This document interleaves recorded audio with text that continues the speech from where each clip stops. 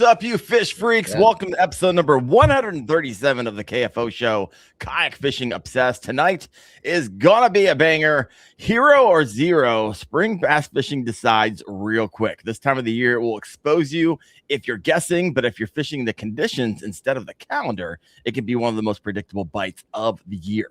These fish are moving with purpose, and if you can line them up where they are in that cycle, you can absolutely jack some jaws. Tonight, we have Kylee Short, aka Bait Barbie Fishing, joining us, and she's been putting together on the water and breaking it down what's actually working right now. We're going to be talking about how to find them, what to throw, and the little adjustments that separate a tough day from a lights out day. And real quick, spring fishing can be no joke. Cold water, changing weather, it can be dangerous if you're not prepared. That is why one of the core things we teach at KFast is KYL, K-Y-L, know your limits. It's one of the 9 lessons we teach how to properly assess and mitigate weather risk before you ever launch. So please, if you have not yet done so, head over to kfast.co and earn your certification today. Now, the question of the week, Wyatt, what am I going to ask? Still currently have a job. All right, he's got a job. They are restructuring the company. They can't do anything right now. They can't do anything right now for a couple weeks. So, oh man, you reading tea leaves? I was thinking about this. I don't know what I was like doing. saving, just like skimming through every time now. That's amazing. The Lord's hands upon you, Wyatt. That's amazing. I was thinking, what if because Wyatt doesn't tell me this. I ask him kind of not to because I want to know in this moment while everyone else does. But I was thinking to myself, what if he told me he actually had lost his job? I'm gonna feel real bad. I don't know. I was like, how would I even react on air if he's like, yeah, I lost my job? I'm like, oh, all right. You'll know because I'll just have like the crazy raccoon eyes, fishing every day, 24/7. Oh, I'll be doing this from the lake. So, oh wow. All right. Well, I have to set her back up. I feel bad for Kylee. She's in the green room. She's like, when are you guys gonna let me out of the green room? Well, that answers right now. Kylee, welcome to the show. How you doing? Hey, good. How's it going? You know what? We're trying to have a good time over here. Wyatt, if you ever got a hold of one of Wyatt's jigs? I haven't. I've heard the lure. Yeah, I've heard, but no, I have not had the honor and privilege just yet. So I was like, hey, Wyatt, can you send me a few? And so he sent me like 15. And he's like, don't be overwhelmed by like how large these jigs are. I was like, all right, I got it. I get these things like, oh, okay. All right. So I take it out. I've got like 18, 20 and a half, all within like an hour and a half. I was like, all right, these are money. And then some pike took it. Piece of crap. So I was like, hey, Wyatt, I have a feeling I'm going to be moving through these pretty fast. You want me telling people about it, or like, do you feel like making jigs? We start talking about it. My address is 8-9, so you know exactly where to send them to. Come on. Yeah. So I made some Florida special ones before. So there you go. You were making them when you were here for the Bassmaster Kayak Series event on Kissimmee Chain. Yep, I caught a couple fish in practice on it. So do you make them on the road, Wyatt?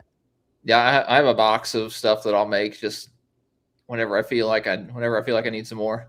How many people ask you for them? Can I ask you that question? Well, more now that we're talking about it, I'm sure. I mean, I've had a bunch of people ask me for them. There's only a few people that have gotten them. I get them. What's the magic of getting one? That's the question. When he's out of work, folks, he might start making some more of these. I don't know. We'll see. But they are pretty special, and they are very unique. Not a lot of jigs out there like them. All right, enough about that jig. We can circle back later. But Kylee, thank you so much for hopping on tonight. I've been watching you grow rapidly, so congratulations on that growth. But for people who may not know you, who is Kylee Short? Who is Bait Barbie Fishing? How did you get started in fishing? And I guess I'm gonna wrap 3 questions into one. You can just answer them all. When did you realize this was kind of like more than a hobby?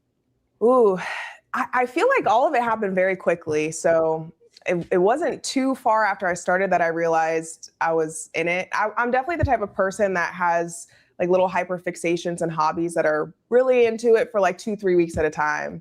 Mm-hmm. So I think when I started fishing and I was really into it, I expected that it would maybe be one of those. And it has definitely not been. It became something that I was just like going after every day. But no, I guess I'm a fairly self-taught angler, a late bloomer, if you will. I didn't get into the game of fishing until just a few years ago. So I moved back to Florida from Georgia, kind of like North Atlanta area. And it's terrible fishing there. First, you got to spend 5 hours to get out of traffic, and then you get to your lake, and then you get 5 hours to get home. Ironically, grew up right next to dugout bait and tackle, and like never experienced any of that. I was so like out of the loop. Lived on a pond, just wasn't really into it. So when I moved here, there was water everywhere.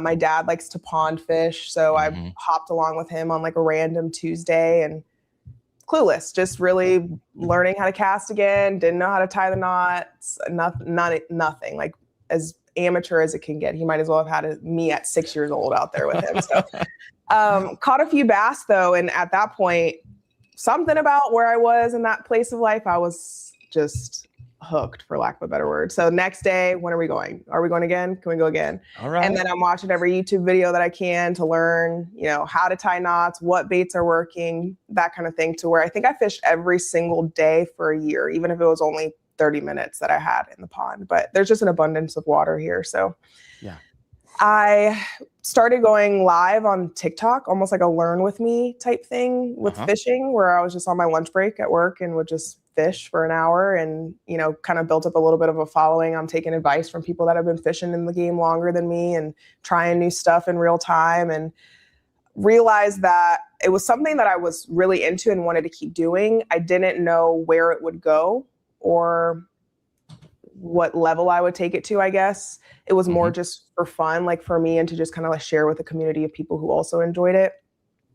But as you grow, you kind of start to hit these places where you want more and more and more and want to learn more. So I was fishing from the bank, learned about a local weeknighter tournament that we had on Lake Conway. So I'm hopping in as a co-angler on that tournament every Wednesday for the most part. And it was if someone had a boat available, if there was space, if I could find somebody to fish with.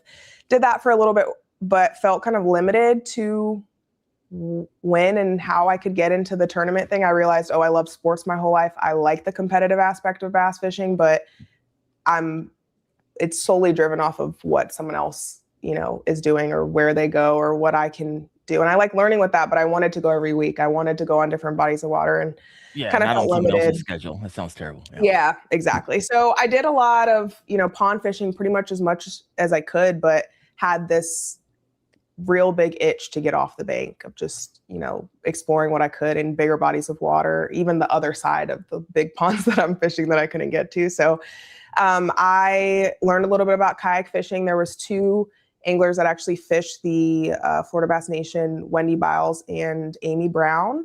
I met them at iCast, and they're telling me like, you got to do kayak fishing. Like, we need more people that are in it. We need more girls in it. And I was like, kayak? No, I'm thinking like boat. I want a boat one day. And with my 9 to 5, tiny boats 9 to 5 paycheck to paycheck job, I want a boat. But so I actually had the opportunity to get into a kayak and went that route. And I think I got that kayak, and within a month, I entered the first tournament that I could do on the Florida Kayak Bass Trail. I did terribly, but it was just kind of took off. That's a rite of passage. You have to. Highly unlikely that you're going to come in for the first time and rock everyone's world. Yeah. So all right. Yeah, it was just a bunch of that. I fell in love with the competitive side of it. I think once I realized too, there was a certain connection, I guess, that can be made with other people that are in the industry. I felt like a lot of the resources that I'm looking for, that I'm learning and everything is great, but a lot, we know there's still gaps with it being such a male dominated industry. I was like, I wanted to be able to offer another resource, maybe for people to hear it better from me. Like, someone will understand Wyatt a lot better when he's talking about something as someone may, understand someone else. So I just wanted to offer another resource and share what I've learned in a way that was as beginner friendly as possible, like as basic as basic, even if it was something that I was just learning myself. So at that point, when it seemed to be like an opportunity to kind of like share what I was learning, I realized this could be something. This is something that I want to do. This is what I want to do all the time, and have just kind of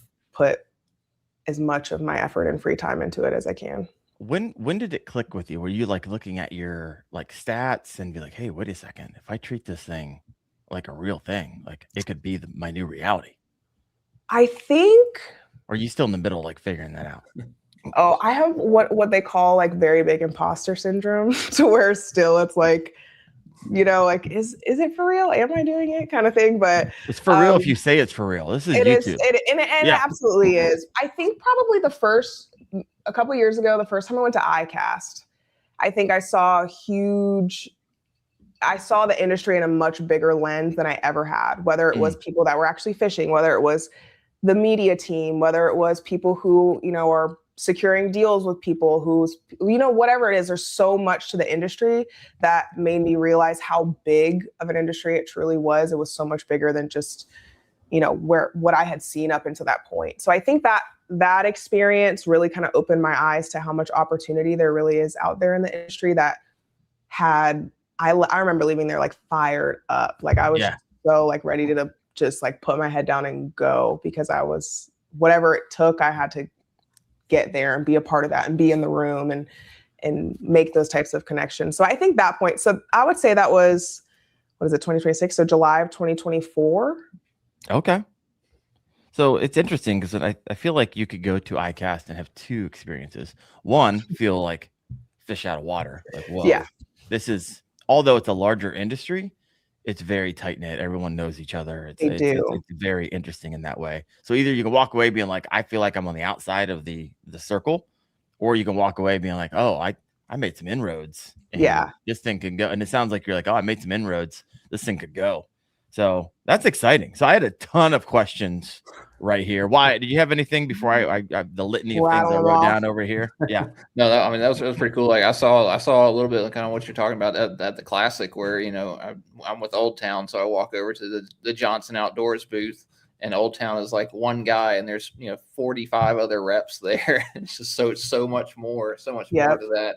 And then you start talking to like, oh, Jim used to work at Lawrence. Then he went over to Humminbird. Then he went to Garmin. Now he's back to Humminbird again. Everyone, and they bring you with you. If they like working with you, they'll bring you to their next home. That's true. Yeah. And so it's a lot of it's just, if you don't give up and you're the last one standing, a lot of times you'll just be successful in that way. All right. So you're just walking around the banks on your lunch hour, just fishing and I love these, like I fell into becoming a content creator story, because it sounds like it was never like, and I could be wrong. You're walking the banks. You're just having a good time at lunch. You're not thinking, hey, I'm going to make a thing of this at that moment, right? Oh, no. It was really just, I was going to be doing it anyway. So, if you want to watch, this is what I'm doing, kind of thing. Yeah. And if you have questions or if you want to give suggestions, anything like that. But no, I was doing it anyway. Every hour that I had, that was available. So that was like my dedicated time, 1 hour every day to go. Mind you, it's Florida. Fishing at 1 o'clock in the afternoon is like the worst time. Oh, terrible. It was brutal. It was awful. So sweat to death. Yes, but I was just out there and it definitely grew very quickly. So it was something that I just kept after. You got to get to know people in the community and other people that are doing it, and you're making connections, and then you're, collaborating on stuff, or you meet up and do content together, and it's just one thing after another. Yeah. And so in the comment section is one of the reasons I'm really happy to have you on tonight, because my wife is over here, Wendell Woodwork. She has her own channel. Oh, awesome. And she says, my daughter's enjoying, they're upstairs watching right now, seeing a great girl fishing on here. And because one day I want for them, Mercy and River upstairs talking to you, I want for them, because right now they want nothing to do with Wendell fishing. Sure. It's like, this channel, I'm going to spend 15, 20, 25 years getting it to a place that would take you a lifetime to get it to. Mm-hmm. And I'll give it to you if you want it. But they have yet to like show that interest. So it's my hope that one day they're just on the work break and they go walk the shores, and they fall in love with it, and then I can give it to them as kind of legacy piece, and they can, I can integrate them as Wendell fishing. You could. I mean, don't hold your breath too long. I was 26, so there's hope. But it could still happen for a long time. Point. I like it. Yeah. Yeah. We'll see. Every time Never I come too down late. for the podcast, my Mercy and River like, I'm gonna come with you. I'm coming with you. I was like, when you show a little more interest, you can be my co-host. I'll fire Wyatt and I'll have my two There you girls. go. There you go. Oh, I love it. So we had a couple questions over here, and I'm not ignoring you guys. I see it. Fur fishing over here. What kayak do you have? We are the Kayak Fishing Obsessed podcast. What's your rig? What was your first one? Have you moved through a variety of them? Have you stayed in that first one that you've got? I believe you have a native, right? So I've noticed a lot of people who get into kayak fishing have this like initiation period of like, I fished in this beat up sun dolphin for XYZ years before I did that. I remember paddling around in my and I respect the heck out of it. I'm going to tell you right now, I did not have that experience. I got to skip a few levels and kind of start in a pretty good rig. So my first kayak was a native Titan X 12.5. Yeah, you didn't mess around. You're not. Yeah, I'm not so getting on I the still paddleboard. have that one. I still love that one. I also now have the Bonafide XTR 130. Ooh. And then the little 10-footer, like the native LTE kayak. That one I've had up to that was like a drag and drop pond hop kayak. So, but yes, I have been loving the XTR. That has been like my first choice lately. Yeah, 100%. I'm picking up an XTR within 2 weeks, so I'll be joining you. I just got a new Canoe Unlimited Max this past week. Things. Yeah, I rigged it out with the Torpedo. I was ripping. I got a video coming out this upcoming Saturday where I go rig it out at the shop. Don't even take it home. Go straight to the water. And my buddy I go slay it on Wyatt's jigs. It's a blast. It's gonna be a good one. I had the LTE. I bought it for content. Sure. I started in a native Slayer Propel 10. That was one of my first kayaks. And then I found a Sun Dolphin Aruba 10 in the water one day. So I fish out of that sometimes. And I'd just be happy that you skipped all that. The Sun Dolphin stories. That's all I hear is the Sun Dolphin. Yeah, I still have it. That thing's a throw and go. I mean, literally throw and go. I'll take it on my truck, swing it around 3 times, and then throw it in the water. You found it floating because the person who had it fell out of it. Yeah, the rest of their soul. Yeah, I don't. That's a whole long story. It's a good one. But yeah, be happy that you don't have to go through I fished the Sun Dolphin. Yeah, I got to skip the struggle period, so I'm grateful. Good for you. I love it. What's so you have 3. So you're like I actually just and when I say just, I mean like a few days ago, Saturday, sold the LTE. Okay. See that I sold mine too because I was like, you know what? Once you go, if you start in a small kayak, you're like, oh yeah, it's amazing. And then you move to like a 12, 13-foot kayak, you're like, oh, this is really amazing. And then when you go back to a 10-foot kayak, you're like, nah, hard pass. Yeah. I had lent it to my dad's friend that he met fishing around here, was curious about kayaks. So I was like, try it, use it, see what you think about it.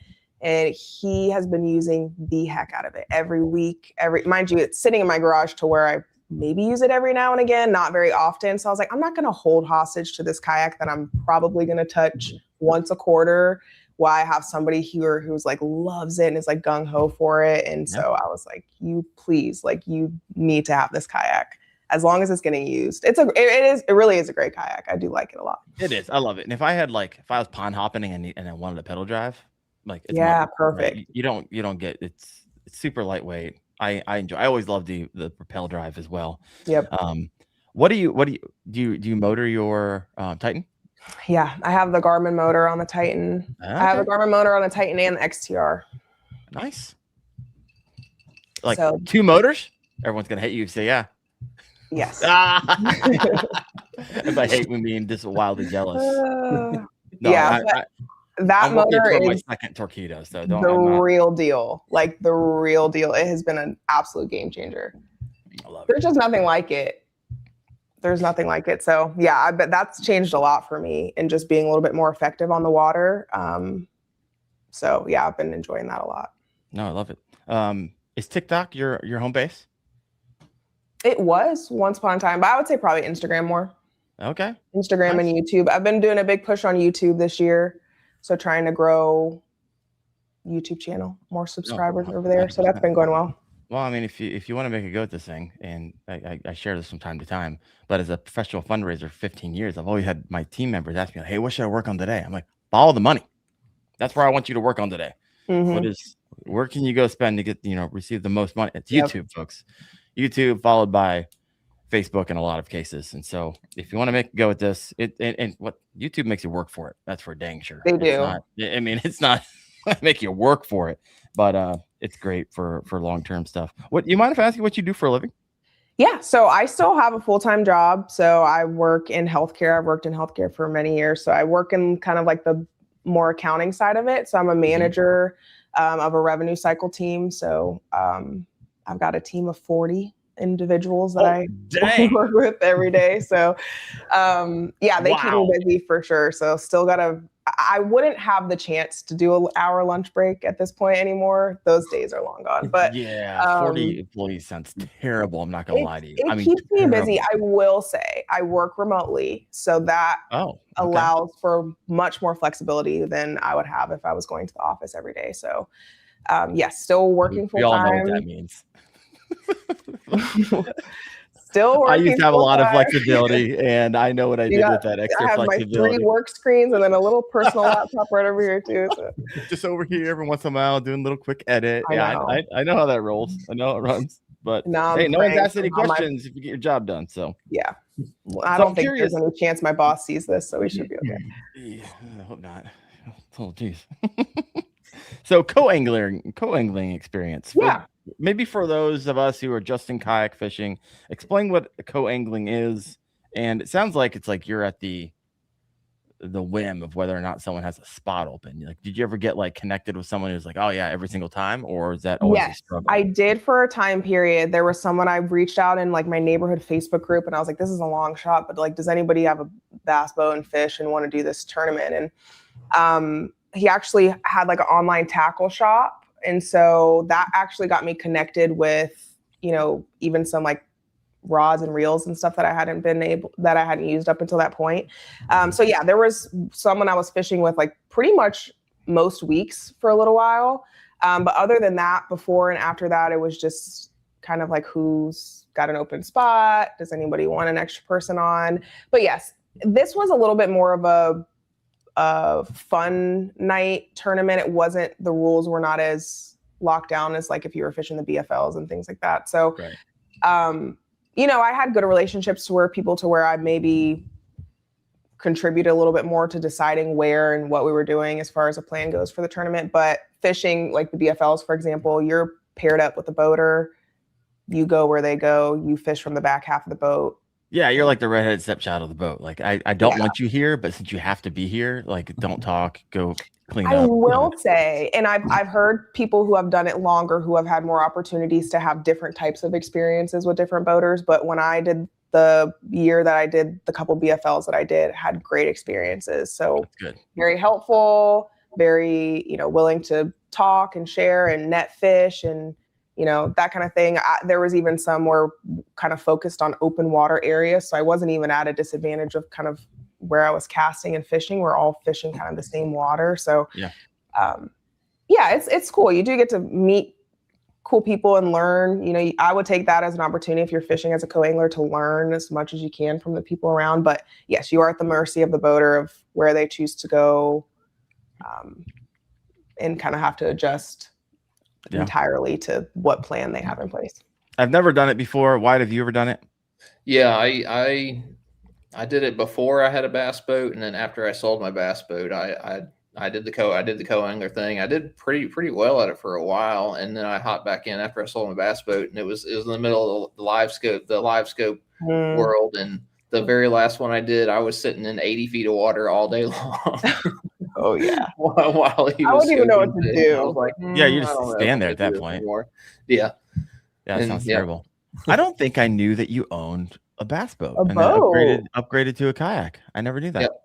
Yep. I like that you said upgraded. 100% all day. Everyone always tells me that. It's like, you guys think it's an upgrade to go to a boat. No, thank you. No. Yeah, I'll say a lot more maintenance, a lot more gas, a lot more headache, storage, just trying to store it, trying to park it, trying to drive it all around the country. Kayak, so much easier, so much better. I'm not gonna lie. I mean, I'll get in a boat and go fishing. I still don't know if I want to own one, primarily because I agree. It's so much more cost effective, and it's maybe that's where I'm at as a new budding full-time content creator. I was like, the idea of a boat and trying to carry that expense. I don't know, not right now. I feel like with the XCR is going to be like a tiny boat nation. It is like a boat. Yeah. It is. So I'm excited. And if you're, whether or not they fish or not, but like your girls, if you can tandem seat it. Yeah. That Same thing with the new for me. Like, like my son comes with me on the kayak and I'll throw the tandem seat on it. My dad's come with me on the kayak on the tandem seat. Like you can have whoever on there. It's so fun. Yeah, it's like 750-pound weight capacity on both the Unlimited Max and the XCR. It's like, my gosh, I can bring the whole family out. I took them out last year, and this was a ton of fun, and like pulled them in a kayak, and they like were jumping off my kayak and swimming in the middle. Yeah, of like we can't do that here, but I love that for you. And I just got an inflatable this past week, which I haven't talked about a lot. I got the Sea Eagle Fish Sup 1210, and I'm going to be fishing from that a lot. So that's going to be really interesting with that shallow draft. I can put a motor on it if I want to. Yeah. Definitely take the kids out and they can do backflips off that because my goodness, it's going to be a lot of fun. All right. Yeah. What do we got over here? I got another question over here. I got a couple of questions. We have, are you involved in Bassmast Her? And then Classy Kayakers like, she is a Bassmast Her. What is that? And what does that mean? I mean, I kind of get it, but I'm not part of it. So walk me through. Yeah, so Bassmast Her is like a program and initiative that was used to really kind of foster a little bit more to women and girls in the fishing community and kind of create a community and like almost like a pathway for people to follow to get more girls in the sport or to foster to girls and women that are already in the sport. So it was created just to be able to, like give advice and have teaching seminars for all experience levels and just kind of bring people together with the same passion, same love for fishing, and has kind of just like expanded over time. So it started initially with Anastasia, Maggie Jo, and Christine as the three ambassadors for Bassmast Her. I actually attended a Bassmast Her event just as like a registered person that just signed up to go. I drove 9 hours to Alabama to go, and it was great. I feel like I learned a lot, but I was also, kind of getting in there and doing some things too, and realized that in any capacity, I just wanted to continue to be a part of it. So this year, though, they expanded, bringing on a fourth ambassador that, I'm very grateful to be a part of and be, actually leading the initiative alongside the other girls that are a part of it too. So it's been great that we've got workshops that kind of follow the Elite Series event. So, it's anywhere from like 4 to 6 hours of teaching and hands-on stuff with casting and rigging and, even trying to do some on the water experience and things like that. So it's been a very, very positive community and program. I think I've seen a lot of benefits from it. Well, it's working. My two girls upstairs are loving it apparently. So this is exciting. And they probably want nothing to do with what their dad says about fishing. I initially started the channel thinking, hey, I want to leave. My kids I might not be around forever, and I love fishing and I want to teach them. And they probably have no interest in hearing from dad, but they might want to learn from Kylee. So thank you for doing what you're doing. I would be happy to. Yeah, it's great. Like, we had a workshop, a small one, like it was a short one that we had at the Classic, where it really just kind of became almost like a panel style, just like sit and questionnaire type thing for about an hour and a half, 2 hours. We had almost 100 women and girls that were there, just like sitting in front of the stage, just completely gathered. And then, you have husbands and other people walking by that are just coming and listening and talking, and dads bringing their daughters and everything. So it's been really incredible to see, the impact. And I feel like I learned so much from people and their stories and what they bring and what, it's been incredible. I'm a big fan of it. Yeah, love it. All right, let's go over to the theme of the show. I always love learning about people's stories and what they're involved in. So thank you for sharing that. But tonight, how to dominate spring bass fishing. Let's hop into that a little bit because you just got off a tournament on Okeechobee. So walk us through that tournament. How did it go? Were you fishing with Blake? No, Blake was in the tournament, but no, me and Blake were not in the same area of the lake. So I think I probably would have had a lot better day if I was fishing with Blake. Oh, I'm sorry, I interrupted you. I missed that last part. My bad. I said I would have had a much better day, I think, if I was fishing where Blake was fishing. But no, I think I ended up finishing 13th, I think, on Okeechobee. I had a small limit, but nothing great. I've been on the lake twice. And I feel like the last 2 times, I don't know if there's some like weird juju between me and Chobe, but like I don't know if you saw the video when I dropped my phone in the water at the boat ramp. My wife told me that. She's like, "Who are you having on tonight?" I was like, "Well, it's Bait Barbie fishing." Like, I can't find it. Like Kylee Short. She's like, "Oh, she just dropped her phone in the water." I was like, "Wow." I sure did. And so I'm in like neck deep water, feeling around with my feet, trying to find. That's what she was telling me. Somehow found it. Somehow. Oh wow, it's impressive. By the grace of God, found it, and it works completely fine. So. Oh wow. I'm just praying the whole time, like, please don't let there be a gator under this dock, like whatever. Like, oh, it was terrible. But yeah, it was that. And then I lost my AirPods in the water. I did not go swimming for those ones. That just had to be what it was. But the last time I pulled up to the ramp, I think I dropped like a liter of water in my lap in my car before I got there. It was like one thing after another. I lost a whole setup, like my line somehow despooled and got hooked on something. And I realized that the entire thing was like despooled from the reel. It was just all this weird stuff happening on Chubby where I was like, I got pulled over on my way home. It was just a whole thing. So did you get the ticket? I think we're on a break right now, me and Lake Okeechobee. Yeah, we're breaking up. Take a little distance. I did get a ticket, but that's a story for another day. So I'm not a criminal, I promise. But yes, I did get a ticket. But no, Okeechobee, terrible. The fish were there. The conditions, less than ideal. It was so windy.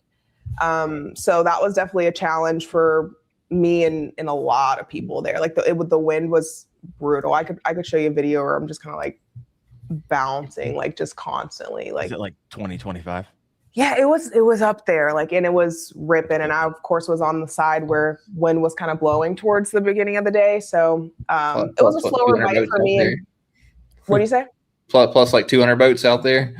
Yeah. So then it was also the same day as Roland's tournament. So there, you've got 160 boats that are out there. So I think the ones who got to like some of the areas where there were no boats because, it was just so shallow. The lake's really shallow, but I know they were in some areas where they were a little bit more closed off to where they were. Whereas I went to where it was definitely more populated and was able to get bites, just not the right ones. Just how many anglers were in that tournament? We had a small turnout for that one. There was 29.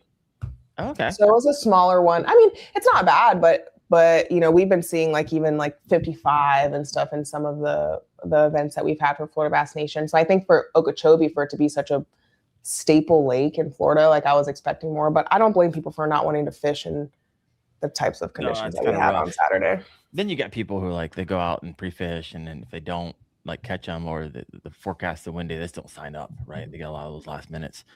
Wyatt, what's your experience on that lake? So I've been out there a handful of times. I've never gotten like on them.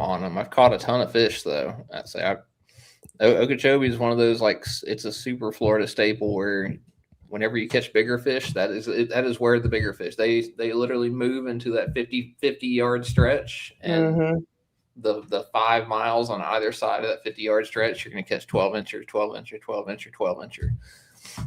I mean, I've had really good times out there. I went out there just catching 40, 50 fish, and maybe one of them's over 3 pounds.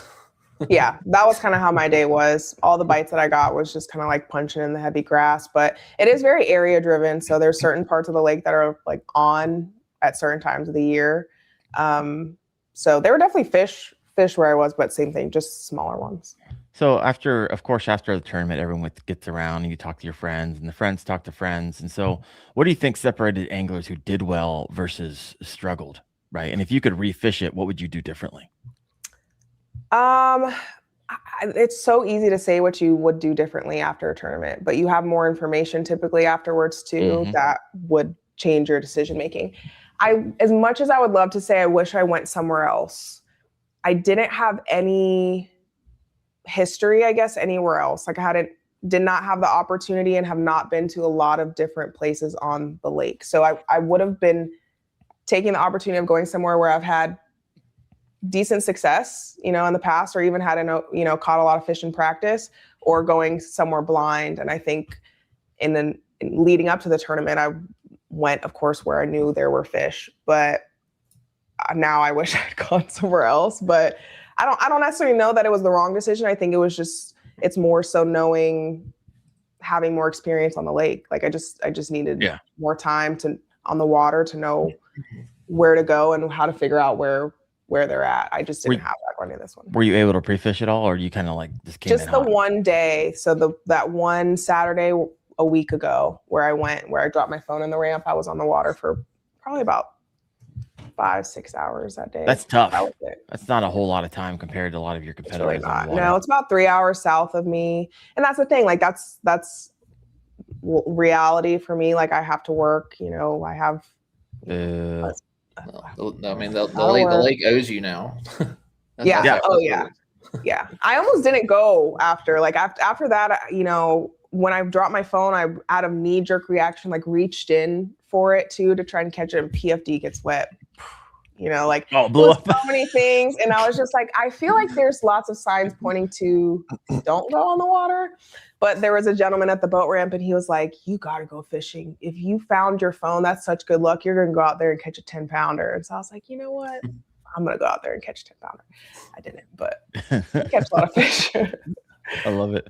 So let's zoom out a little bit. And this is for Wyatt and Kylee. And if you have a question for Kylee or Wyatt, we are now into kind of the tactical spring fishing section of our podcast tonight. What defines like spring fishing to you? Because spring fishing to you might mean something completely different to me because I am 10 hours north or 15 hours north of you or wherever you live. So you're still waiting on spring fishing. I am literally, it snowed yesterday. Let's put it that way. And I'm fishing tomorrow. However, the morning's temps are below freezing, but I'm going to go out because they warm up to 60 by the end of the day. And so it's all pre-spawn. Maybe if you got a shallow lake, you might have some of the big girls. Some of the water temps are pushing 55 to 65. And so you might have some of the bigger girls starting to look, you know, I see where my bed's going to be type of thing. But what does spring fishing mean to you? Go ahead, Wyatt. I mean, for me, it's a lot of like not paying as much attention to history and things like that. I learned that from, you know, obviously the team series this past weekend, but I mean, like the fish are in a constant state of moving. You know, they're moving by the day, they're moving by the week. So what I found yesterday is not going to be what's going to work tomorrow. And it's a lot of like trying to put yourself in front of the fish, you know. Going out there and catching a couple bucks and being like, I know that I've caught, you know, 5 fish for 60 inches out here today, but tomorrow is probably, you know, what the conditions are looking like for the next couple days. Is that going to be conducive for the rest of the fish to pull up? So it's a lot more looking than going out there and fishing. It's, you know, I'm looking for where the fish are going to be. A lot more than the rest of the year where, you know, you're trying to locate in the summertime, you're trying to locate where the fish are sitting at that time. You know, they're offshore. In the wintertime, it's the same thing. Spring is you're trying to get ahead of them and hope that they come to you that day or that week. So I've always thought of it as you're fishing the in-between, right? So they're moving out of their deep holes where they've been hanging out a lot of times all winter, and they're making their way, right, the in-between along their these underwater highways to their spawning grounds. And so that's a lot of area, and potentially in some lakes about all their staging areas to get there. And they're constantly on the move. That's why spring fishing can seem so wildly inconsistent at times, right? And like you said, Wyatt, you could be like on them yesterday. Like, I'm going to go back tomorrow, and you're like freaking ghost town. And so what are you looking for, Kylee, on a new body of water? Let's say you were forced to fish a body of water tomorrow. What's breaking down in your mind? How you'd break down? Where would you start first? Yeah, I think for me, I mean, Florida, I feel like you kind of almost have to approach fishing different than most places. And when we're talking like spring bass fishing, like our spawning window, like is just like repeating like for a while. Like they're going to keep doing the same thing. So finding exactly where they are in that cycle may vary, and the conditions like almost reset it every time. But I think for me in the spring and right now is just finding good grass is really important and fishing around there. But tighter vegetation, I'm definitely going to find, hopefully, you know, some of the bigger bites in there. But it's just more of a matter of finding, you know, whether it's variety of different styles of, you know, like pencil reeds and stuff, where they're coming in with like Kissimmee grass, and finding where you do have a variety of vegetation is always good for me. Fishing on different points, if you can find, you know, little depressions and flatter areas of the water. So I'll try to do my best to, you know, read some of the maps and stuff that I can prior to get onto, to see what looks promising prior to getting there. But then after that, it's just trying to cover as much water and see what types of vegetation look like it's going to produce the most. It's so interesting when I have guests on who are literally on the other side of the country from me, because I'm like, oh, for me right now, I'm like, okay, I'm looking for like, where's the warmest water on this lake, right? I'm looking for the shallow water. I'm looking for, because that 2 to 3 degree difference right now in that water temperature is anywhere from 50 to 60. Like that could be the difference between a bass like completely being shut off to them kind of turning on around 52, 53 degrees. And that gets even better if I can find warmer water. So I'm literally a lot of times just scanning the lake and looking at those maps. You're like, okay, where's those shallow flats that they're heading towards? And that's likely where I'm going to have the most luck. And that's where I've been having the most luck, is in those shallow areas. So it's just so fascinating, because what's your water temperature down in Florida? What were you guys looking at? Whew. I think, you know, anywhere from like 75 to 78. Hate you. Getting there. Why? Where you guys at? In the water, if that tells you anything. Yeah, I would go in hypothermic shock in about 5 minutes in our water. Why? Where's your water temp? 67 to 70. Yeah, okay. That sounds about right. It sounds real nice. Real nice. So do you feel like anglers struggle in the spring? Do you feel like, what are the biggest seasonal transitions that a lot of anglers miss during this time? Because I hear it in the comment section a lot. Like, I've been skunked the last 4 times. Wendell, what in the world am I doing? What am I doing wrong? And so, Wyatt, Kylee, any of you guys want to take that? Yeah, Wyatt, I'll let you go. So, I mean, I feel like, I mean, if it was me going out fishing this time of year, like the first thing I'm going to do is go up and look, just obviously just polarized sunglasses on and look for bedding fish. And then that's gonna rather than fishing and, you know, not catching them or catching them, I'm just gonna go up there and look for the fish, and that's gonna give me the first indicator. And if I'm just seeing, you know, empty beds with just kind of mud and stuff in them, like they're kind of dirty, then those fish are done spawning and they've moved off. If I'm seeing clean beds with a couple bucks on them and no females, maybe the females are coming, and you're kind of, as you go around, you know, you'll see a bunch of males on beds and the females are like randomly swimming around. That'll kind of tell you that you've got fish kind of coming up to stage. And then you got to figure out where the majority of those fish are. So I, you know, put the sunglasses on and start looking around for this time of year before I start fishing. And then secondly, if it was a dirty water or something like that situation where I couldn't really see it, it'd be fishing the heaviest cover that I could, the heaviest shallow cover that I could, because that's where those females are going to stage up, be it docks, lay downs, grass, something like that. And then trying to identify like the bottom, what the actual bottom is, because I carry a stakeout pole. So I'm standing up, stabbing the bottom of the lake everywhere. All right. Yep. So if I hear it crunch, then I know that there's probably some beds and stuff around. And yeah. Yep. There's a handful of things, but, you know, trying to figure out what stage the fish are in and where the majority of the fish are.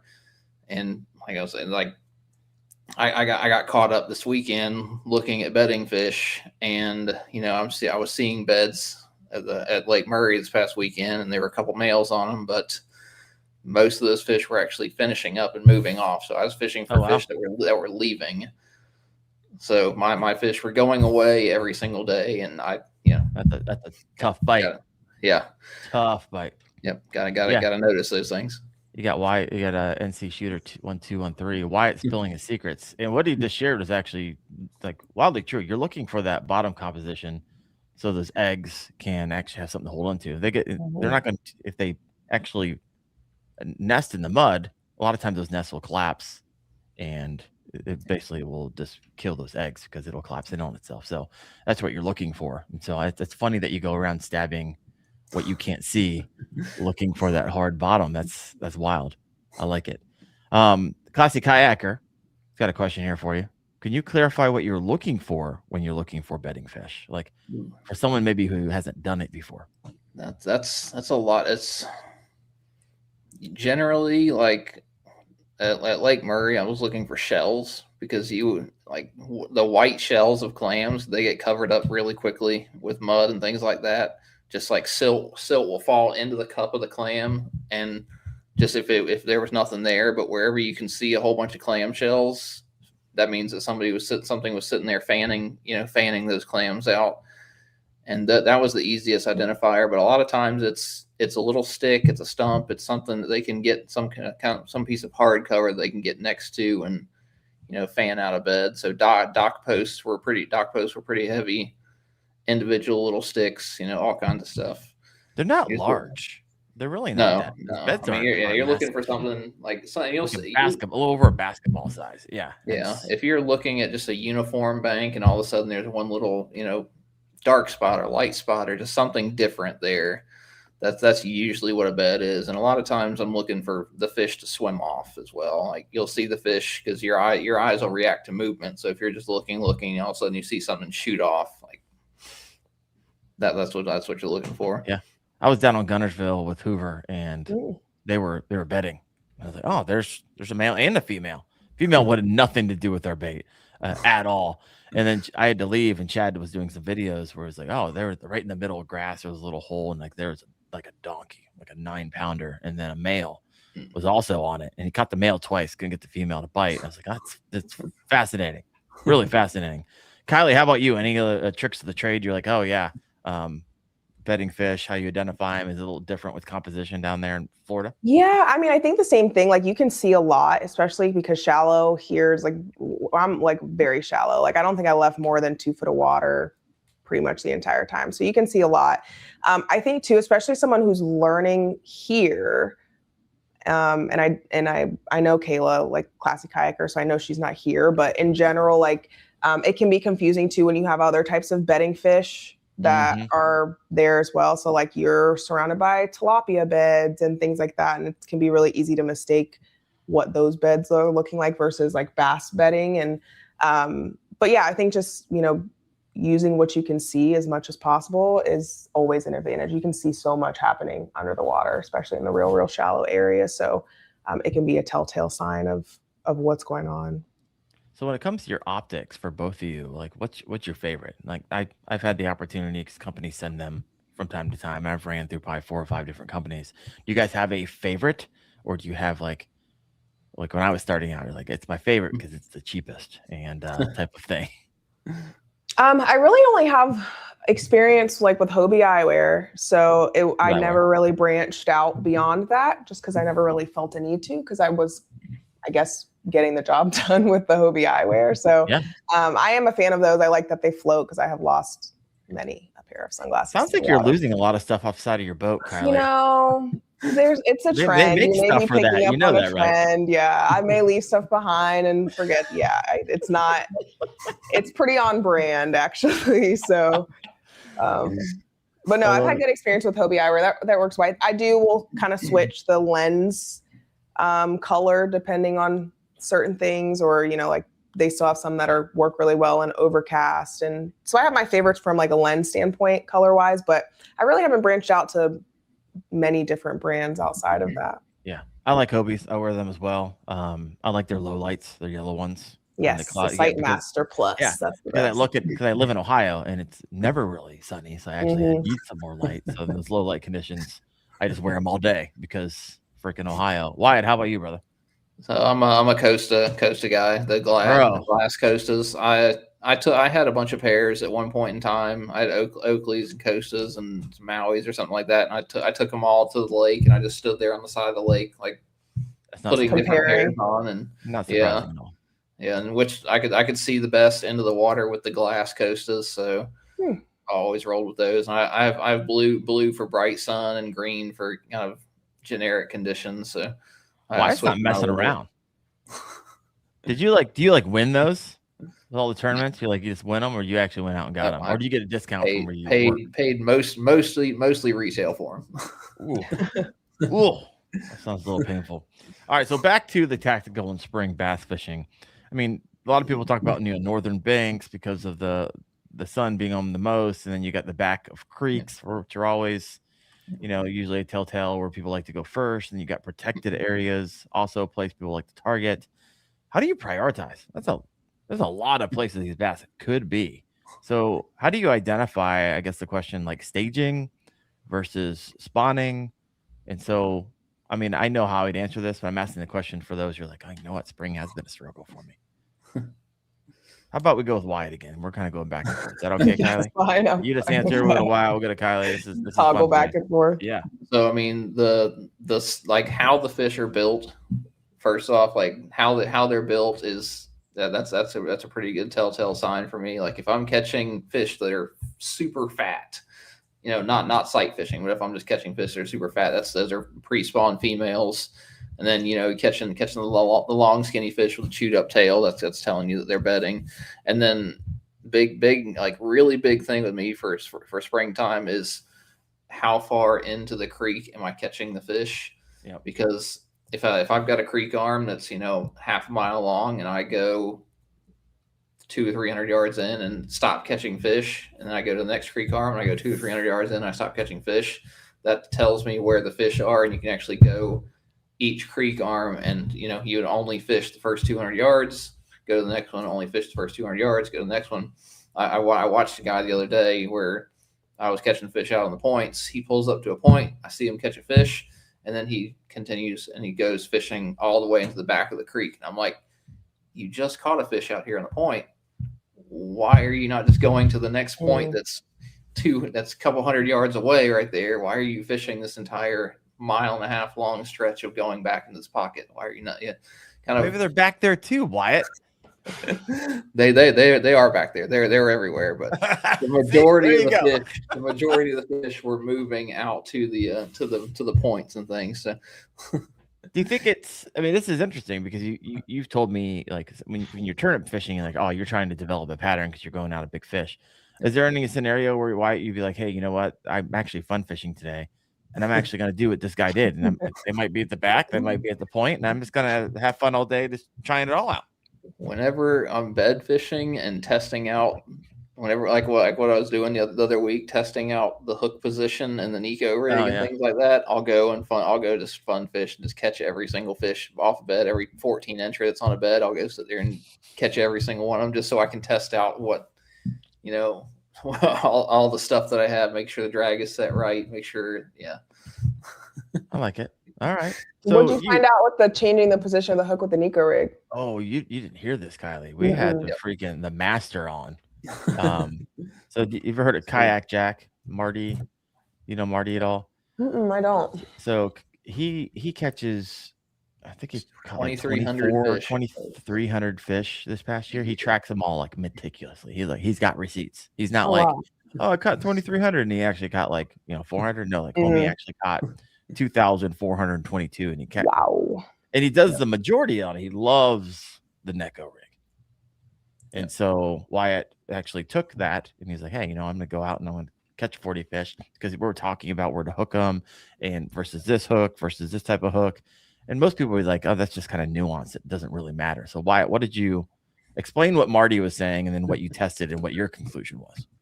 So, I mean, Marty was saying to make sure the weight's on the bottom, the hook is facing up. So you have your Senko, making sure that the hook is facing up, and then making sure it's actually a Nico version hook where the hook point kind of bends back in towards the shank of the hook, versus just you see a bunch of the wacky hooks that are kind of like C-shaped and things.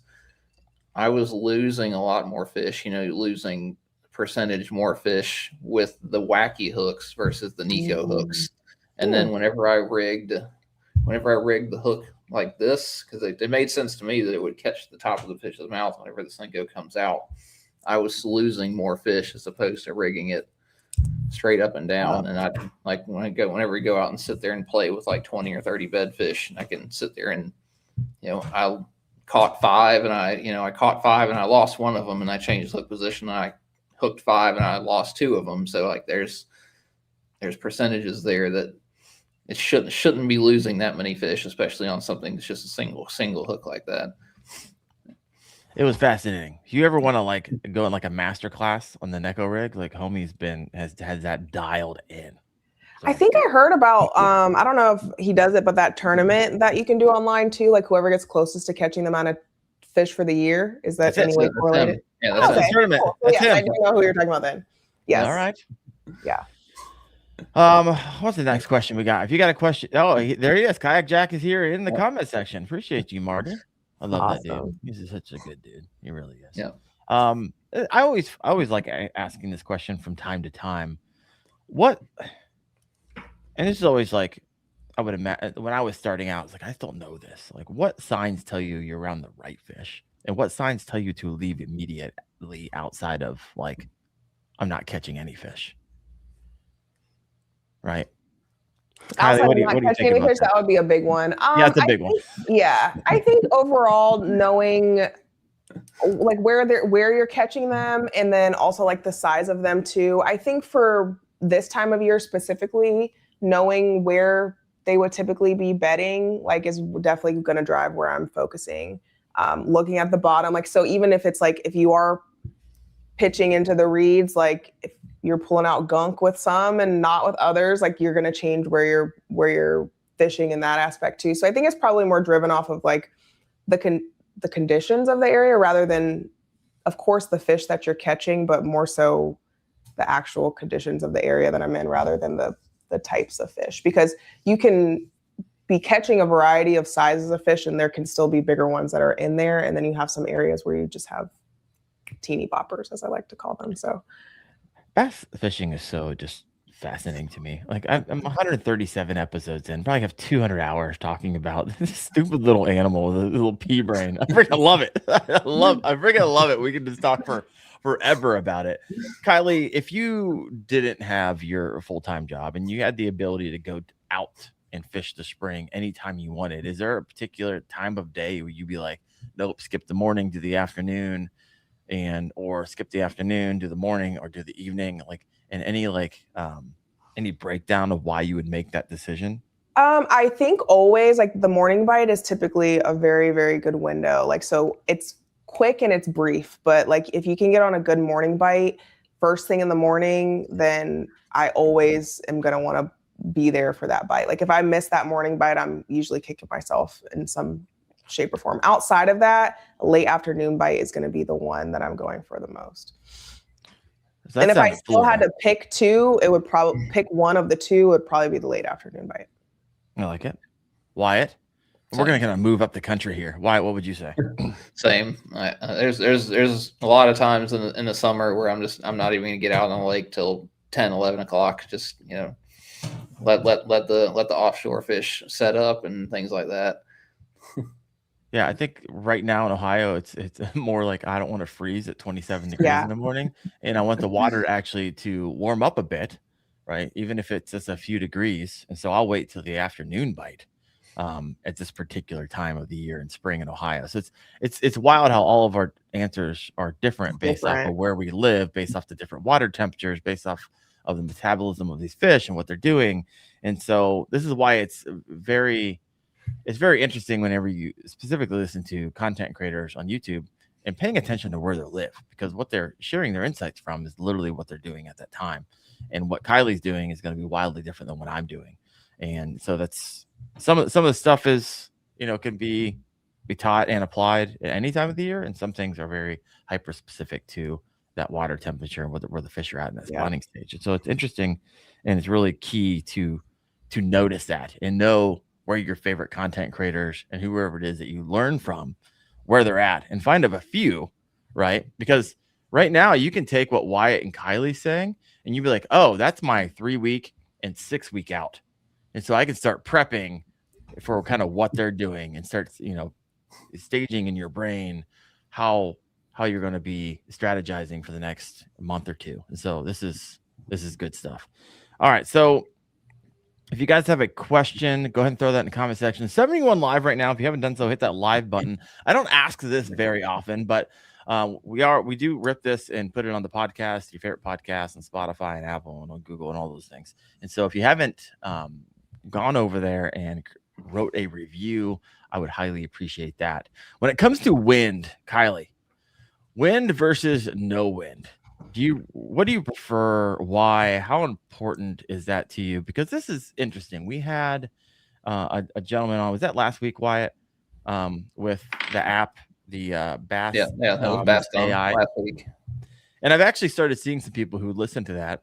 Download the app. You could upload all of your past fish, and then since it's time stamped, it coalesces the wind and the water temperature and all that stuff, and it'll actually tell you and start keeping track of, hey, you caught 150 bass between, when the wind was 9 to 10 miles an hour. You caught 42 bass when it was 5 to 6 miles an hour. And you can start breaking down like, oh, this is interesting. Oh, the barometric pressure. I caught 175 fish when it was between this, and only 22 fish was between this and this. And so have you noticed anything when it comes to your personal fishing where you're like, oh yeah, when the wind is kind of like right here is when I just tend to nail them? I haven't, but I will say, like, I typically am going for like more protected areas if I can. But I will say, like, on Lake Okeechobee this past weekend, significantly windier than I would typically be fishing and, where I was. And it didn't really change the bite very much as far as where the fish were and what was working and the types of like reactions that I was getting from different baits. So I don't know that there's necessarily like a sweet spot with wind that I found that I prefer or not, but I typically, in most instances, in most bodies of water, I'm going more away from it. Like I feel like I do best when I go into, if I can find like a canal or fish around something that's just like uber protected from the wind for the most part. You like less wind. All right. I like less wind in most instances, but which kind of contradicts the style of fishing that I like, because I typically prefer to be fishing, more moving baits and things like that. So I typically perform best, I guess, in situations with less wind. No, I like it. And let me know in the comment section, you guys listening in live, do you like wind, no wind? Oh, I was going to ask you, Wyatt. Who's got the data? Yeah, give us the numbers. So, Wyatt, really quick, how many fish, before you spit out these numbers, how many fish did you upload into this app? From last Tuesday, I've put 39 on there. I think there's 7 or 8 that I haven't uploaded yet, though. Okay, so you did. The app allows you to go back in time and do it as well, but you just started doing it since we had him on till now. Yep. All right. So I'm curious, read through kind of the data that you're getting so far from that. So right now I've got like stable barometric pressure is the blue. And then let's see, weather conditions are a little bit of everywhere. Sunny, looks like mostly sunny, partly sunny is over half of it. And then wind speed is very windy. Let's see. Oh, nope. Yeah, we can't see it because your back's gone. So turned around. Read it to us. 2 to 4. Okay. There you go. Yeah. But you're still early on. That's not enough data to actually draw a real conclusion. Once I get 2,000 on there, then we'll. Well, does it allow you to see other data? Let's see. From the masses? All bass thumb data. Let's see. I think crash the server right quick. Yeah. Warky, to get the question, what app is this? This is a Bass Thumbs AI. We had him on last week or the week beforehand.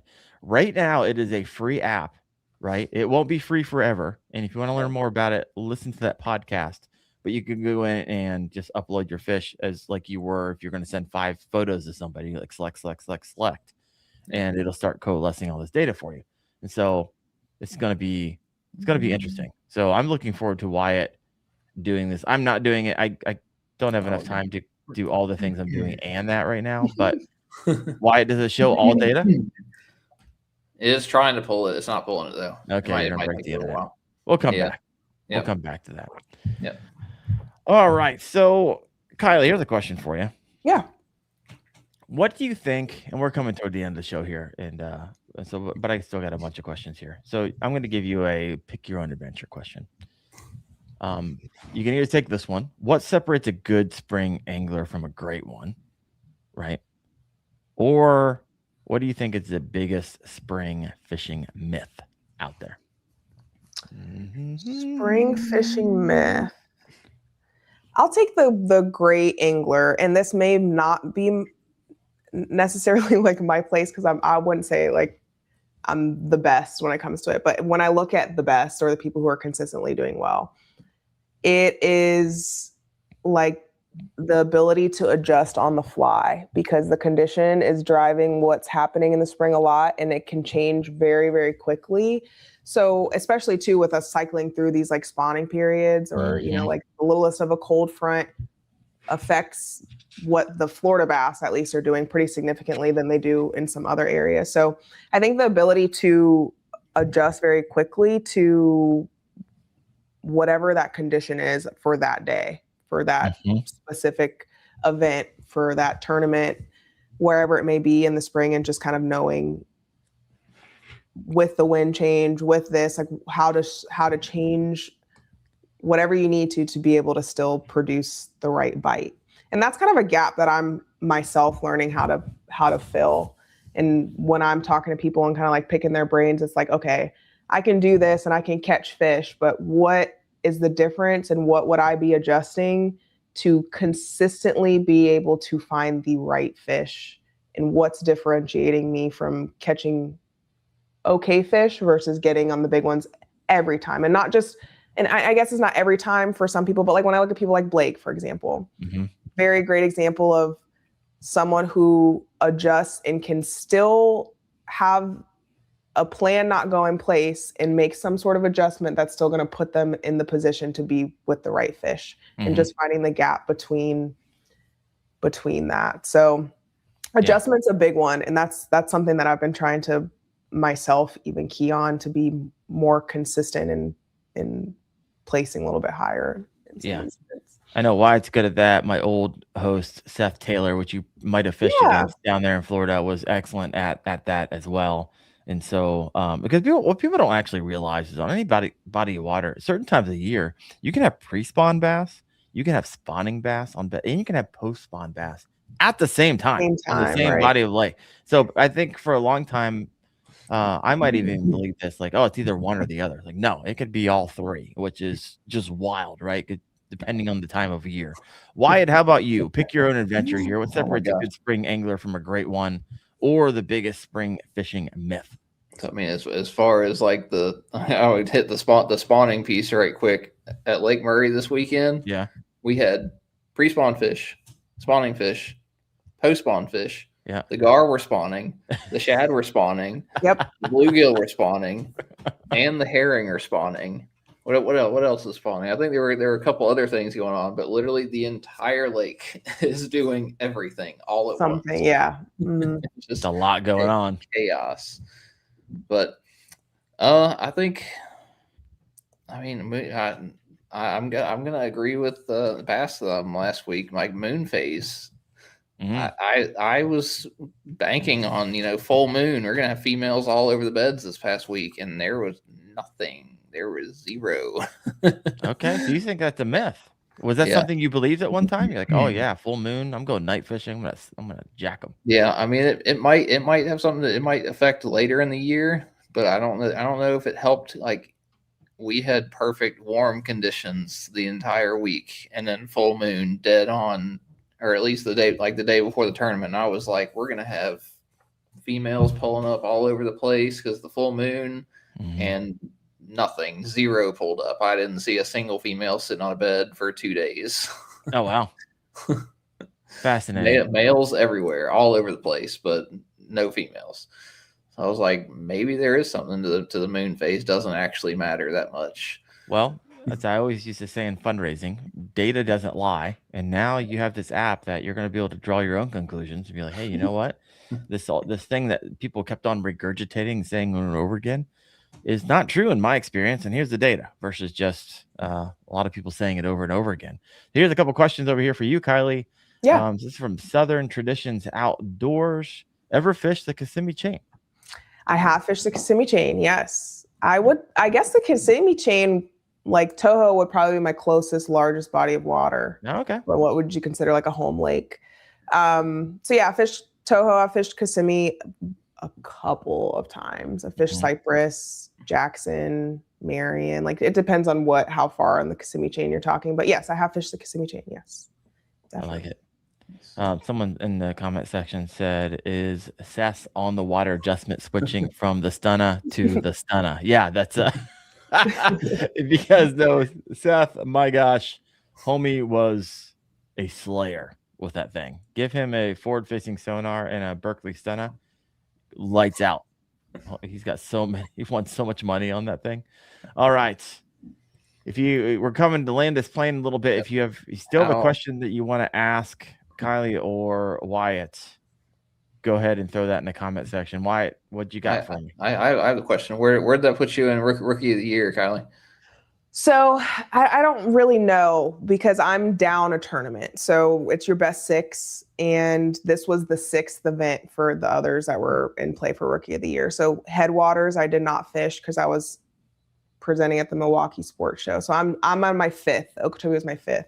So I don't really know. I'm further behind. I'm still in top 10, but I don't know where it puts me overall. I'll have to wait until the next one. So our next one that we have on, it's like Garcia and Blue Cypress will be the next one, and then I'll have a more accurate. But is that going to be like you have to win, and they have to, they're going to be dropping one, and you have to win it? Yep, pretty much. I definitely at least I need to win one, top 2 at least. I don't know exactly the numbers, but there's like probably 4 of us that are dancing around, and it's still in play for us. But they've been doing well, and Devin Holbrook, he's been doing extremely well. He came in 2nd on the last one on Okeechobee. So he's definitely gunning for that one. Chris Blanco. There's a few that did even well on Okeechobee. So it's just going to be a matter of seeing what it is. But yeah, rookie of the year would be a good one. It's unfortunate that with the way that the regions are lined up, we have the North region, the South region. It's your best in any region, and North region is of course where I had the Seminole one on 2nd place, and some of my top finishes were on the North region, but not enough events to overpower where I'm sitting in the South. So I'm surrounded by tournament anglers. I just don't. Here's a question to you, Kylee. I'm curious because as you were talking about tournament, like you're juggling quite a bit, right? You're a mom. Sounds like you got 40 people under you. You're fishing tournaments. You're doing YouTube. Like I'm to the point. Like I know that life. Right? I lived that life a year ago. It is a lot to juggle. Something's got to give, right? And obviously, you don't want it to be your family. No, yeah. Most people want it to be the job that they don't want to do anymore. That would be ideal. What's the plan? I'm curious. Or how long can you? Because you almost if there's any time you want to go full time in fishing and you have that job, you got responsibilities and you got a family that depends on your income, like you can do it in the short term, right? You can redline, and as long as everybody's and the family's on board, but eventually. Like you have to hit your goal fast, or it just drags out for a long time. Everyone's like, "Okay, I'm tired of this." Yeah. So, where you at in that stage is what I'm asking. Yeah. I guess. I like to say, and this is no guarantee, but like ideally, like a goal I've set for myself, hopefully, I would be able to go full time with it by the end of 2027. It is. So that's out there. Let's hold me to that. Hopefully, you just said it. It's out there. Yeah. I think things have happened at a very accelerated pace for me, and I acknowledge that, and I am hoping to keep on that kind of path to get to a point to where I can. I feel like I could do so much more if I just had more time to do it. Where I'm at right 100%. Now, truthfully, and trying to juggle everything is not sustainable. Like it is late nights and early mornings, and this was something that we talked about at the Bassmaster workshop because somebody asked me about that, about like juggling motherhood and trying to pursue your own dreams, but you also have, all of these responsibilities and things, and how do you do it well, and how do you balance it all? And I was very honest in saying I don't do it well. If I'm doing well in one area of my life, I'm probably not in another. It's just impossible to balance all of it. So it has been a struggle in a sense. I think I've found ways to make it. If I didn't love it, it wouldn't be possible, truthfully. Sure. Like if this was just another job that I was just trying to do to it would not be sustainable to this extent. I'm also very grateful that, you know, where I live in Florida, like I'm very close to family. My parents are close. And so, you know, they're a huge help in me being able to go away for a tournament weekend or something, because, you know, they're close enough to kind of step in and really be a village and support in those areas. So yeah, it's redlining is a good way to put it. It's a lot to juggle, but I try to, at least with, you know, the parenting side of it, include him in any part of it. Like I don't ever want fishing to seem like something that's pulling me away from him. Yeah. I don't want him to have this weird feeling about fishing and like fishing took my mom from like my time and attention. You know, not that he'd ever say that or express that, but just in where I can include him in pond fishing and being on the kayak and coming to the classic and coming to board check-in for the tournaments and things like that, to where he kind of gets to be a part of it and knows it and loves it to whatever capacity that he wants to. And that certainly helped too, to kind of just make it a win and an experience for both of us. Yeah. But yes, outside of that, with work and everything, it is a lot of late nights and early mornings and sacrificing time. But I tell myself it won't be forever. So. Well, it won't, and it can't, right? 100%. So I'm going to hold you to it. And I'm going to celebrate with you. We'll get you on the show whenever you go full time. We'll celebrate this all together. I will be ready. Yes. Heck, freaking yeah! That day was the best decision I ever made of my professional career. Is when I said goodbye. In fact, I just did a video on it, and if you haven't seen that video, if you guys are listening in, check out that video. It kind of shares the story of 365 days into a full-time content creator career, what that really looked like. It was pretty scary. I'm not gonna lie. Now that I'm on like 365 posts, it feels a little bit better because I found the new normal, but finding a new normal is terrifying. Yeah. Terrifying, especially when you're like the breadwinner and then you got like, you take on taxes, you take on insurance, you take on a lot of risk. It's the reason most people never make that jump, because you have to have a high risk tolerance in order to make that jump, or just be independently wealthy, or, you know, have an advantage that most people don't. But Wyatt, I don't think I've ever asked you this question. Do you have a date in mind? I don't have a date in mind. I probably need to get a date in mind. You're about to be given a date in mind. If I don't have one, it's going to be made for me. So, as I was getting close to the end of like when I knew I was going to quit, I didn't even care anymore for like 6 months. Like, what are you going to do? Fire me and make my dreams come true? Go ahead, I'll figure it out, type of thing. My goodness. All right, 2 more questions for you. Let's go back tactical really quick when it comes to spring bass fishing. What is one thing you're still trying to figure out, Kylee? One thing that I'm still trying to figure out. That's a good question. I think spring bass fishing in general. For me, like one thing I am trying to figure out and need to figure out is anywhere outside of Florida, truthfully. Like I know how to fish in Florida for the most part, but I have not had as many opportunities to fish outside of that. So it's just kind of like there are certain things that you can do in Florida that don't translate the same in some other areas. And I have a lot to figure out when it comes to fishing. Like we've got Caddo coming up. Like I've never set foot on, like, luckily from what I've heard, like there are some things that will translate on Lake Caddo, but just kind of branching outside of this like comfort zone of the state that I'm in and figuring out how to find fish in different seasons in areas that don't look anything like the lakes that I'm fishing on normally. Have you ever fished the Caribbean of the Midwest, aka Ohio? Ooh, what are you laughing for, Wyatt? It's on my bucket list, but no. Yeah, number 50 on your bucket list. No, I haven't fished in Ohio. My parents actually lived in Ohio for a while, so my dad did do some fishing out there, but it was more like steelhead trout and like walleye and that kind of thing. So no, I haven't had the chance to bass fish. There's like even Georgia. This was my first year fishing in Georgia and any of the lakes out there. So, and that in itself was a completely different playing field than here, where I'm in 30, 40 foot of water and I'm like, what is this? Like, what do you mean I can't touch the bottom? I was in a conversation with Chad Hoover today, and I was like, "Hey, we're going down to Santee for the Bassmaster. I'm not quite sure if I'm going to fish it, but I'm staying with Wyatt and a slew of other people." And I was like, "Hey, man, we're gonna go. We always go night fishing when we get together. It's like, are we gonna go night fishing?" He's like, "Well, I'm gonna let you see how giant these prehistoric gators are, how aggressive they are."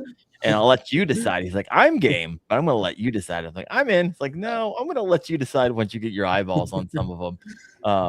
Because I guess they're just monstrous down there. Yes. So I've heard. I might change. I'll be there too. That'll be my first time on Santee. So are you staying at the relax retreat? Wow, we'll get to meet each other. Come on. That's gotta be like there's so many of us staying there. It's gonna be like a big party. It is. It's you got Fluke Master, Wyatt, Chad, myself, Austin, you, Christine Fish. I mean, then the list goes on and on. It's going to be freaking wild. I think the most content creators together in one space. So, truthfully, yeah. If you haven't checked out a relaxed retreat and you were like, "Hey, I want to go fishing down around Santee Cooper," and man, it's like on the water cabins, it's freaking sweet. So check that out. Relaxed retreat. We're going to be down there. It's going to be a good time. Wyatt, you're going to be there, right? Yeah. I think they have like pedal drive kayak. Like they have nice kayaks for people if you just want to go down there and rent stuff. That are right there too. Native Titans and things like that you can just Yep, 100%. Wyatt, what are you still trying to figure out? Oh, it's whenever the females are up there and they're not quite on the beds yet, but they're not eating also. So I saw so many of them this week where I'm looking at like, there's a 9-pounder right there. And it goes and it's swimming away. Forever. And then I go up to a dock and there's like 10 fish sitting underneath the dock just staring at me, just like you throwing your jig? I'm like, yeah. Like I was looking at like a 21, 22 sitting under dock and its fin is out of the water, just sitting there, just doing this underneath the dock. And I leave and I come back later and I skip the Senko up to it. And the Senko just goes boop, right off his face. Just like the Mike Long in me starts to come out where I start putting a white feather on the treble hook. And I'm like, snag that mother. Oh my gosh. There's some guy in a ghillie seat up on the hill, like videoing you with a long range camera too. My gosh. Yeah. Oh, that made me chuckle. That was a good one. Thank you for that. Appreciate that. All right, last comments of the night, and we'll wrap up the show. It's been a fun one. Kylee, if you can give one piece of advice to help someone like increase their game, up their game with spring fishing or fishing in general, what would it be? What's that one thing for you? You're like, oh, when I did this, it really exponentially, not like a little bit, like a tweak here to a lure, but maybe it was like an electronics or side scan or maybe an app that you're using. Is there something that comes to mind? For me, it's honestly like technique, and one that I really had to hone in on this spring specifically was like being very, very accurate and precise with like flipping. So anything within like flipping and pencil reads, like that was something I was kind of forced to be put in a position to learn and learn well. It has been a game changer in being more effective for me. So I guess just figuring out what style and technique works in the time of year for where you're at and getting good at it. Like if it's outside of your comfort zone, like get it in your comfort zone, because you're going to need to be able to be effective. More so too, even if it's not just about where you're casting, but how, like placement, like even just getting that most gentle of a land, you know, is going to be the difference in getting a bite between that and kind of just like casting in the general vicinity. So I was really honing in on technique in that aspect. And that's been big for me this spring. Yeah, I like it. Wyatt, anything new for you in 2026? You're like, hey, this is kind of an unconfidence thing. I know it catches donkeys. And so you're like, oh yeah, I'm going to dial this in. Yeah, jig fishing, never something I need to work on. I'm about to work on that. I love jig fishing. It's caught my biggest fish, but now with the plume is what I'm going to call it. I'm about to tear them up in Ohio. Yeah, is there a name for the jigs? Like, no? No, nothing official yet. Just big giant jig. It's special. It really is. And I was talking to Wyatt. I was like, "Why you gonna do that? You gonna sell these? How much you gonna sell them for? Like, and be careful. Like, you start doing this and you end up like just that's all you're doing is tying jigs. You're like, this is annoying really fast. So you need to think of this before it takes off because as long as I don't lose to them, that's all right. oh, that'd be the worst. Yeah. That $10 jig just cost you $5,000. You might want to think this through a little bit. Yeah, I'm definitely gonna. I know personally, I'm gonna be throwing the jig a whole lot more. Wyatt's jig, to be completely honest with you, I'm not really interested in others at the moment. Anyone else's? No, I'm really not. It's so unique and it's such a large profile. I was like, okay, this should elicit larger bites from the bigger girls here in Ohio. So I mean, 20s here in Ohio is like Big. That's a solid fish, right? 18 solid, 20 is great, 22 is monsters. Like if you start getting to like 23 and some change, those are absolute like units up here. And so I feel like that jig can do it. Chatterbaits, I'm gonna run through the slew of those. Gonna have a good time on the river with those. The plopper, I love topwater fishing in the rivers up here and for smallmouth with those. And I want to something I have a lot of unconfidence with. I just don't do it a lot. I need to do a lot more punching. So we got a lot of lily pads up here, and I get to those mats. I know they're freaking hiding down there in the heat of the summer. So that's something I need to dial in. But fun bite though. Yeah. Like, it's fun. Every fish 100%. might feel like a giant, but like it's really fun bite. Yeah. It's always disappointing, like you said, when you set the hook, you're like, oh yeah, and you bring it in, it's like a 1 pound bass. It felt like 10 because it's 10 pounds of grass on it.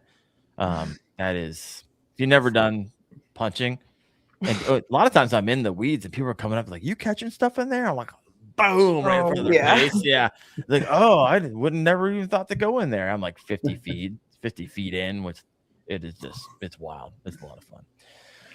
All right, folks. Well, Kylee, I want you to share where can people find you? Like what's your home base or kind of and maybe share a little bit of like what's 2026 look like for you?